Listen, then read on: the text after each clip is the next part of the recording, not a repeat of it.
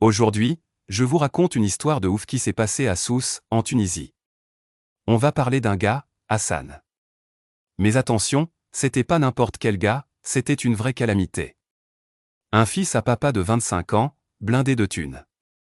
Il avait même pas fini ses études, tellement c'était un branleur.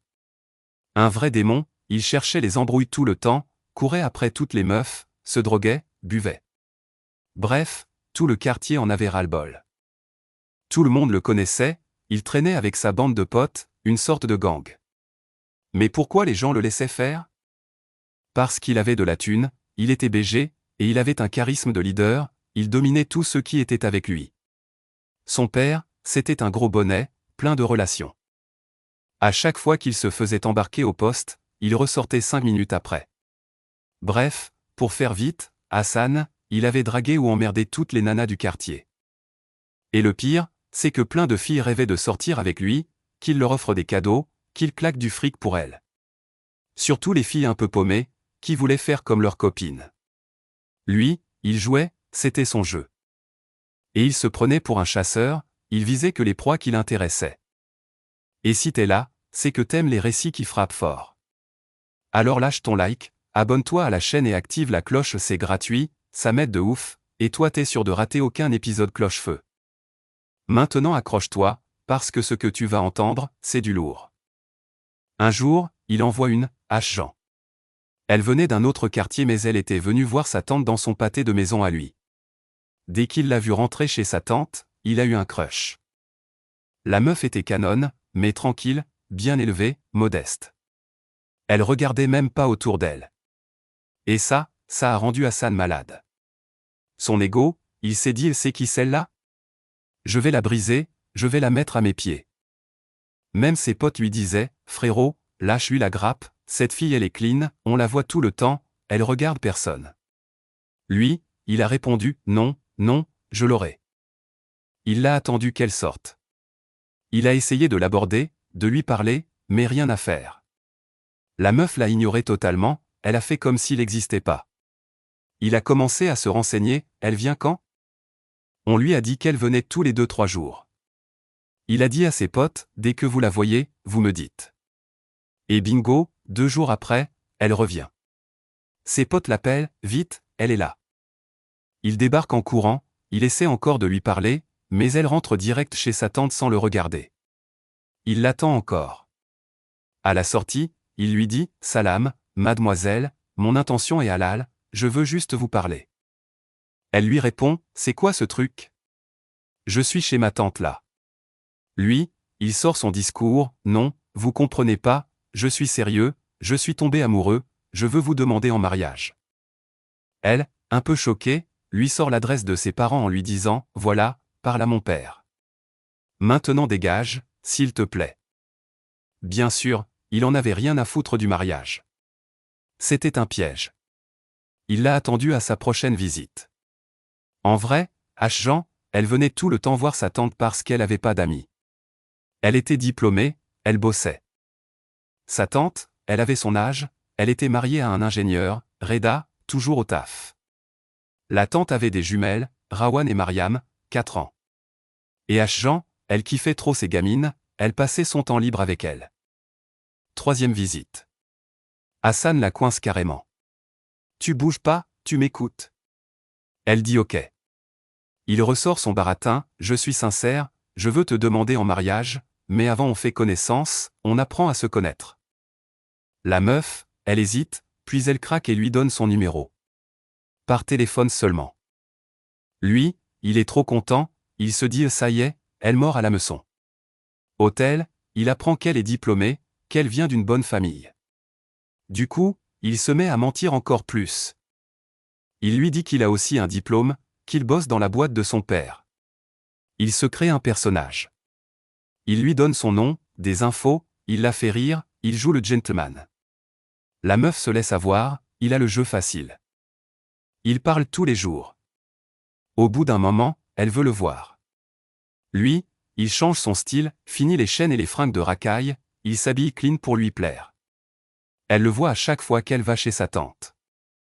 La tante, au début, elle sait rien. Mais elle remarque que Hassan traîne toujours devant chez elle quand Jean vient. Et elle voit sa nièce lui sourire. Elle la prend à part, t'es sérieuse là? Tu connais ce type? Jean avoue, oui, il veut m'épouser. La tante, elle pète un câble, mais t'es folle. Ce type c'est une fripouille. C'est Hassan, nom de famille. C'est un drogué, un alcoolique, un casse-couille. Il a couru après toutes les filles du quartier pour les plaquer après. Il a même pas de boulot, il vit sur le compte de son père. Il a un casier long comme le bras. Réveille-toi, il va t'utiliser et te jeter. Jean, elle est sous le choc, non, c'est pas possible, il m'a dit qu'il était diplômé, qu'il bossait. La tante lui dit, c'est que des mensonges. Fais gaffe. Sorti de chez sa tante, Jean est dévasté. Hassan l'appelle comme d'habitude. Là, elle lui balance tout, écoute-moi bien, Hassan. T'es qu'un menteur. T'as même pas fini tes études, t'as pas de boulot. Tu vis chez tes parents. Moi, je sortirai jamais avec un gars comme ça. Et en plus t'es un chasseur, tu joues avec les filles. C'est fini. Approche plus jamais de moi, ou je dis tout à mon père et à mes frères. Ils te régleront ton compte. Et elle raccroche au nez. Hassan, il est hors de lui. Il sait direct que c'est la tante qui a tout balancé. Il est humilié, fou de rage. Il veut se venger. Venger son ego. Et là, le truc le plus glauque arrive. Il y avait une autre fille dans le quartier, Amira. 13 ans, presque 14. Une gamine. Pour elle, Hassan c'était le prince charmant, son crush ultime. Elle le voyait avec sa caisse, ses fringues, et elle rêvait qu'il la regarde. Lui, avant, il la remarquait à peine. Elle était pauvre, pas très jolie, trop jeune. Il se foutait d'elle. Mais là, dans sa rage, Hassan se souvient d'elle. Il la voit dans la rue et se met à lui sourire. La gamine, elle croit rêver. Hassan me sourit à moi. Il l'appelle, lui dit qu'elle est belle, tout ça. La gamine, elle perd complètement la tête. Elle rentre, se maquille, met une robe courte, et traîne tout le temps dans la rue pour le voir. Lui, il en profite. Il lui fait croire qu'il est amoureux. Au téléphone, il lui promet qu'ils se marieront quand elle aura 15 ans. Il lui offre des cadeaux. La gamine y croit à 100%. Elle ne pense plus qu'à ça, jour et nuit. Pendant 1 à 2 semaines, il la berce de mensonges. Puis un jour, il teste le terrain, Amira, si je te demandais un service, tu refuserais? Elle répond, je donnerai ma vie pour toi. Il dit, j'ai un problème. Une meuf m'a fait du mal, elle a sali ma réputation. J'arrive pas à passer à autre chose. Il faut que je me venge. Amira dit, dis-moi quoi faire, je ferai n'importe quoi.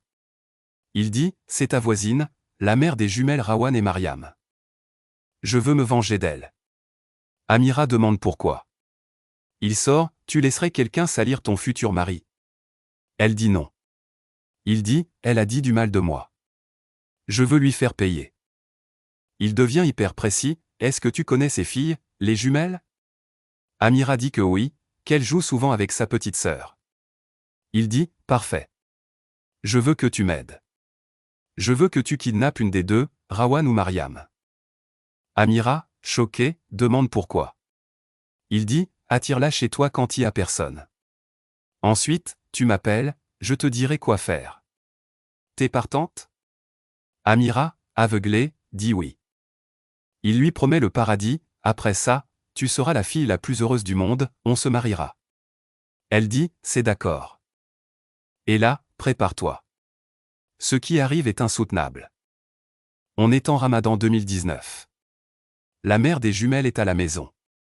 Mariam est malade, elle a de la fièvre, sa mère lui met des compresses. Pendant ce temps, Rawan pleure, je veux aller jouer dehors avec les autres enfants.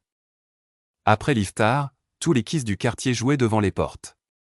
La mère dit non, elle peut pas surveiller Rawan, elle doit s'occuper de Mariam qui brûle de fièvre. Mais Rawan insiste, pleure. À bout, la mère craque, d'accord, mais tu restes devant la porte, tu vas pas dans la rue. Rawan dit oui et sort. La mère reste avec Mariam. Mais Mariam, comme souvent chez les jumelles identiques, sent que sa sœur va mal. Elle se met à pleurer et à crier, Rawan. Je veux Rawan. La mère crie par la fenêtre, Rawan. Mais pas de réponse. Inquiète, elle prend Mariam fiévreuse dans ses bras et sort chercher Rawan. Rawan n'est plus là. Les autres enfants jouent, mais Rawan a disparu. Rawan. Rawan. Elle demande aux autres enfants. Un gamin dit, je l'ai vu partir avec Amira. La mère, surprise, Amira. C'est la voisine, la fille dont on parlait. Elle va frapper chez Amira. Amira ouvre. Amira, est-ce que Rawan est là? Amira fait semblant, non, je l'ai pas vu. Il y a personne ici à part ma petite sœur. La mère, paniquée, frappe chez tous les voisins. Personne. Elle appelle sa mère et sa sœur, la mère d'Ashjan, à la rescousse. Vite. Rawan a disparu et Mariam est malade. La grand-mère arrive. Elle réinterroge les enfants. Un confirme, oui, je les ai vus partir ensemble vers la maison d'Amira. La grand-mère, méfiante, retourne chez Amira et frappe encore. Amira a l'air stressée, elle refuse de la laisser entrer. La vieille femme force le passage. Elle fouille partout. Elle trouve la petite sœur d'Amira. Les enfants, ça ment pas. Elle lui demande, où est Rawan? La petite, terrorisée, montre la chambre ou le placard. La grand-mère ouvre le placard. Et là, c'est l'horreur. Rawan était là. Mais elle ne respirait plus. Ils l'ont emmenée à l'hôpital en urgence, mais c'était trop tard. Elle était morte. Ils ont interrogé Amira. Sous le choc, elle a tout avoué. Sa petite sœur a tout confirmé, Amira a fait venir Rawan. Elle l'a étranglé par terre. Je criais, elle m'a dit de me taire. Après, elle l'a caché dans le placard. Pourquoi elle avait fait ça? À cause de Hassan. Il lui avait ordonné de kidnapper une des jumelles. Il lui avait même donné le mode d'emploi, attire-la chez toi quand tes parents sont pas là. Étrangle-la. Cache le corps. Après, appelle-moi, je viens le faire disparaître. Et après, on sera ensemble pour toujours. Amira, manipulée, amoureuse, avait obéi. Ils ont arrêté Hassan. Bien sûr, il a tout nié. Ils ont bien trouvé des preuves, appels, témoins qui les avaient vus ensemble, mais rien de solide pour prouver qu'il avait commandité le crime. Il est resté 4 mois en garde à vue, puis il a été relâché. Il a juste admis la connaître et avoir fréquenté Ashjan. Amira, elle, a été envoyée en prison pour mineur. Elle y est probablement encore. Et voilà. C'est la fin de l'histoire. Une histoire vraie, triste et horrible. Une histoire d'ego, de manipulation et d'innocence brisée.